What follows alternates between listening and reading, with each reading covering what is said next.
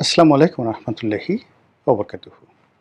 সম্মানিত দর্শক, বাংলাদেশ সরকারের সাবেক অন্তর্বর্তীকালীন সরকারের প্রধান জনাব ডক্টর মোহাম্মদ ইউনূস, যিনি সারা দুনিয়াতে নোবেল লরিয়েট হিসেবে সমধিক পরিচিত, তিনি এখন ফ্রান্স ভ্রমণে আছেন। তার যারা লোকজন, এখনো বাংলাদেশে বহু সংখ্যক লোকজন আছেন যারা ডক্টর মোহাম্মদ ইউনূসের ভক্ত, এবং তারা মনে করেন যে ডক্টর মোহাম্মদ ইউনূসকে দিয়ে আগামীতে আরও বড় কিছু হবে। তারা মনে করেন যে ডক্টর মোহাম্মদ ইউনূস আবার ক্ষমতায় আসবে, এবং আবার যখন তিনি ক্ষমতায় আসবেন তখন আর তাকে ক্ষমতা থেকে নামানোর কোনো শক্তি থাকবে না। আমরা যারা সামাজিক মাধ্যমে কাজকর্ম করি, আমাদের এই যে বিভিন্ন পোস্ট, কমেন্ট বা এই যে ভিডিও কন্টেন্ট আমরা তৈরি করি, এগুলোর মধ্যে যারা বক্তব্য দিতে আসেন, তাতে করে সামগ্রিক একটা চিত্র ফুটে ওঠে যে আওয়ামী লীগের কত পার্সেন্ট লোক আছে, বিএনপির কত পার্সেন্ট লোক আছে, এনসিপি, জামাত বা ডক্টর ইউনূসের সমর্থকের সংখ্যাই বা কত। তো সেদিক থেকে ডক্টর মোহাম্মদ ইউনূসের যে লোকজন, তারা এখনও বেশ সক্রিয়, তাকে সবাই স্যার ডাকেন, এবং যারা এই মুহূর্তে তাকে নিয়ে সমালোচনা করছেন বাংলাদেশ, তাদেরকে সবাই মনে করেন, ডক্টর ইউনূসের যারা লোকজন মনে করেন যে এরা দেশদ্রোহী, এরা ভালো চায় না।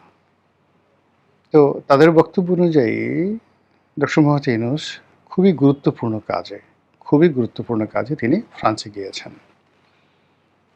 অন্যদিকে যারা ডক্টর মোহাম্মদ ইউনূস বিরোধী লোক, তারা কয়েকটি শিবিরে বিভক্ত হয়ে নানা রকম সমালোচনা করছেন।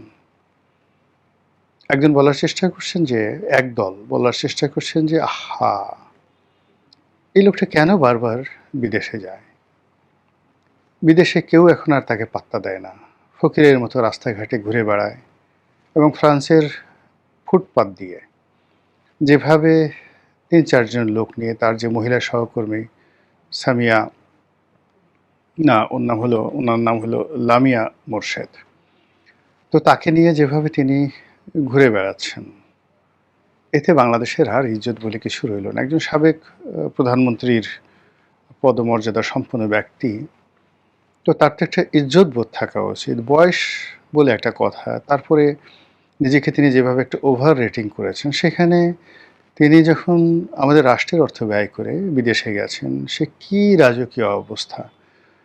প্রতিদিন যে হোটেলে থেকেছেন, এক এক রাতে শুধুমাত্র তার যে ব্যক্তিগত রুম, সেটির ভাড়া ছিল 40 লাখ টাকা। তো তার তো অভাব নেই। তিনি ইচ্ছা করলে একটা মার্সিডিজ বেঞ্জ গাড়ি বা একটা রোলস রয়েস গাড়ি, কিংবা আরও যে সকল দামি গাড়িগুলো রয়েছে, সেই গাড়িগুলো ড্রাইভার সহ ভাড়া করতে পারতেন। নিজের টাকা দিয়ে ফ্রান্সের সেই রিস কার্লটন হোটেলে তিনি থাকতে পারতেন, এবং ওখানে তাকে প্রোটোকল দেওয়ার জন্য, শুধু ওখানে নয়, সারা দুনিয়াতে যারা ধনী ব্যক্তি, তারা যদি চায় যে তাদেরকে প্রোটোকল দেওয়ার জন্য 100 জন 200 জন সেনাবাহিনীর সদস্য, ওখানে অনেক private army, private police, private security guard, সব কিছুই সেখানে অ্যাভেলেবল পশ্চিমা দুনিয়াতে। তো তিনি যদি চাইতেন যে বাংলাদেশে তিনি যেভাবে ভিভিআইপি প্রোটোকল পাচ্ছেন, এসএসএফের প্রোটোকল পাচ্ছেন, ওটা তার নিজের পকেটের পয়সা খরচ করে তিনি যদি ফ্রান্সে ওইরকম একটা প্রোটোকল নিতে চাইতেন, এটা তার জন্য ওয়ান টুর বিষয়। তো তিনি সেটা কেন করেননি? আর বাঁচবেনই বা কয়দিন? তার এত টাকা দিয়ে কী হবে? তিনি যেহেতু বাংলাদেশে একটা ল্যাভিশ জীবনযাপন করছেন, সেই জীবনযাপনের সঙ্গে, যেমন তিনি যে বিল্ডিংয়ে থাকেন, গ্রামীণ ব্যাংক ভবন বা গ্রামীণ সেন্টার বা ইউনুস সেন্টার, এগুলো সব শত কোটি টাকার ভবন। এখন শত কোটি টাকার ভবনের মধ্যে থেকে তিনি এসি লাগাচ্ছেন না, বলছেন যে আমি খুব দিনহীন জীবনযাপন করি, আমি এসির মধ্যে থাকি না। আবার তিনি গ্রামীণ চেকের পাঞ্জাবি পরছেন, সাধারণ কেশ পরছেন, বলছেন যে আমি এরকম ফুটানি পছন্দ করি না। আরে বাবা, আপনি যদি ফুটানি পছন্দ না করেন, তাহলে এক রাতের ভাড়া 40 লাখ টাকা, সেই টাকা খরচ করে, রাষ্ট্রের টাকা খরচ করে আপনি থাকলেন কি করে সেখানে? আপনার কি একবার একটু বুক কাঁপলো না? তো ভালো কথা। আপনি এখন নিজের টাকা খরচ করে থাকেন। তো এইভাবে তার যারা সমালোচক তারা কিন্তু বলার চেষ্টা করছেন। অন্যদিকে তিনি যে সকল জায়গাতে বৈঠকে গেছেন বা যাদের সাথে বৈঠক করেছেন, এখানে ফ্রান্সের একজন মন্ত্রী বা ২ জন মন্ত্রী, তাদের সঙ্গে কি একটা বৈঠক তিনি করেছেন, ২০-২৫ জন লোক। তারপর তিনি সেখানে দাঁড়িয়ে বক্তব্য দিয়েছেন। লোকজন শুনেছে। আবার ওইগুলো তার যে ফেসবুক পেজ আছে, ইউনুস সেন্টারের ফেসবুক পেজ আছে, সেখান থেকে আবার তিনি প্রচার করছেন। এই যে একটা প্রচার, প্রোপাগান্ডা পছন্দ করা মানুষ, সারা দুনিয়া ঘুরে বেড়ানো মানুষ, সেই মানুষটি আবার প্যারিসের যে মেয়র, তার সঙ্গে দেখা করেছেন। তো সেই ছবিটা আমি দেখলাম। আমার কাছে মনে হলো যে এরকমভাবে অপমানিত হয়ে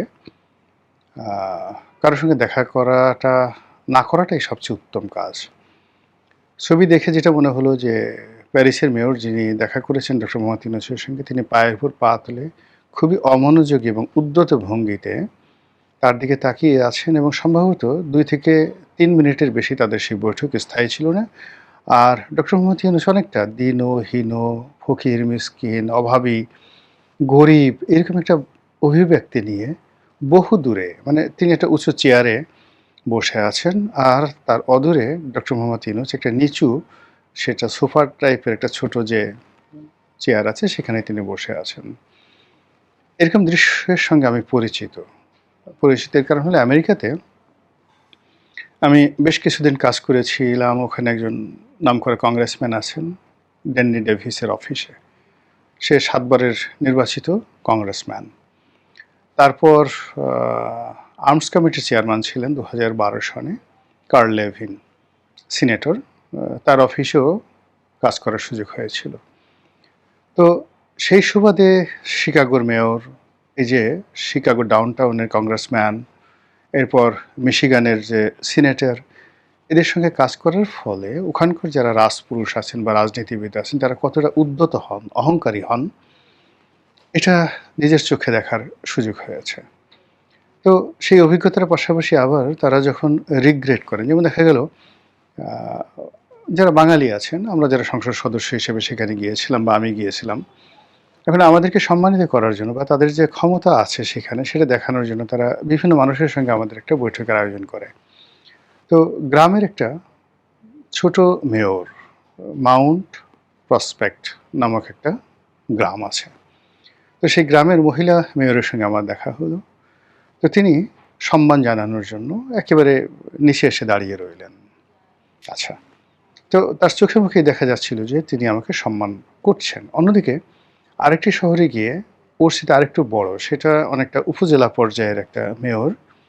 তো তার সঙ্গে ওখানকার বাঙালিরা আমার একটা বৈঠকের ব্যবস্থা করলো। মেয়র সম্ভবত রাজি ছিলেন না।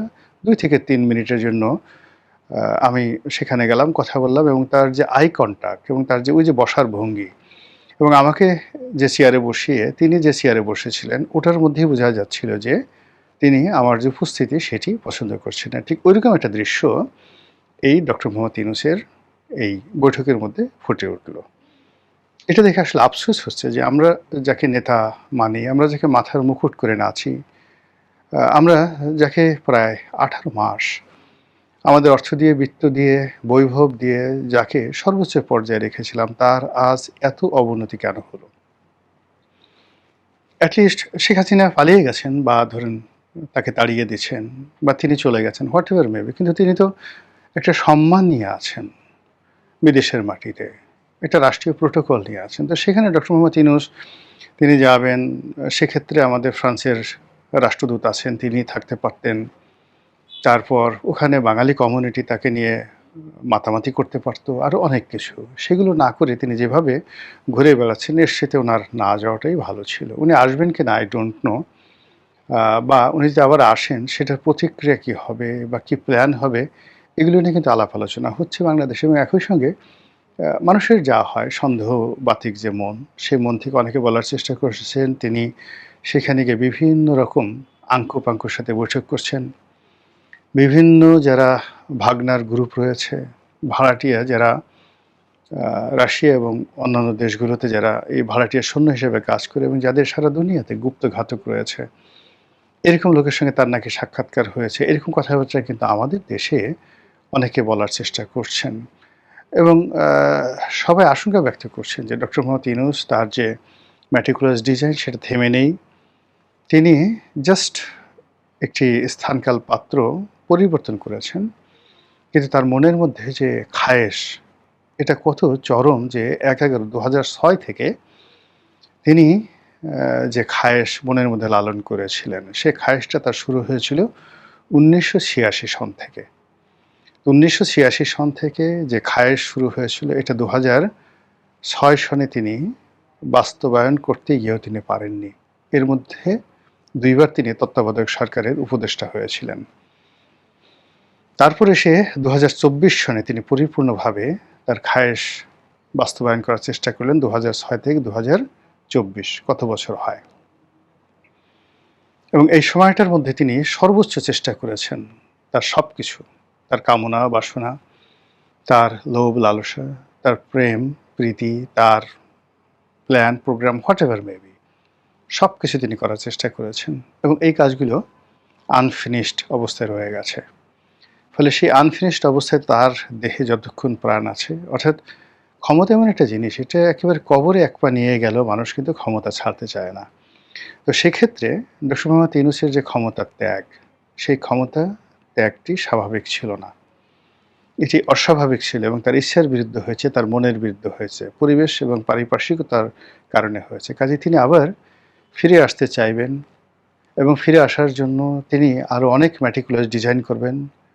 এটা যারা সন্দেহ করছেন তারা ডক্টর মোহাম্মদ ইউনূসের এই যে প্যারিস সফর, এটিকে কিন্তু খুব স্বাভাবিকভাবে নিচ্ছেন না। আল্লাহ আমাদের সবাইকে হেদায়েত দান করুন, হেফাজত করুন। আসসালামু আলাইকুম ওয়া রাহমাতুল্লাহি ওয়া বারাকাতুহু।